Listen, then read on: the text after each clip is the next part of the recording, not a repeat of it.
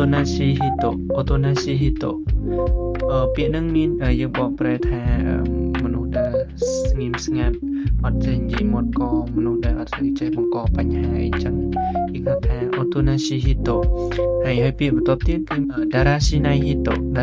hito គឺយើងបកប្រែថាមនុស្សដែលអត់មានវិន័យមនុស្សដែលអត់របៀបរបបមនុស្សដែលផ្លេចមុខផ្លេចក្រោយអញ្ចឹងបើនៅក្នុងបន្ទប់មនុស្សរបៀបហ្នឹងវិញគឺញ៉ៃអត់ចេះរៀបចំទុកដាក់សម្លៀកបំពាក់គោពេញណាអត់បបអត់សម្អាតអីអញ្ចឹងអាហ្នឹងយើងហៅថា darashinai hito ហើយពាក្យបន្ទាប់ទៀតគឺ tsumeta hito គឺយើងបកប្រែជាភាសាខ្មែរស្រួលយល់ទៅគឺបកប្រែថា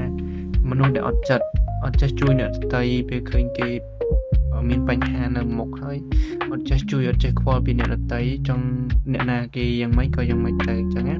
មនុស្សតែឯងមនុស្សឆ្វេងតែឯងណាហើយពាក្យបន្ទាប់ទៀតគឺ komakai hito គឺមានន័យថាមនុស្សដែលអត់ចត់មនុស្សដែលល្អិតល្អន់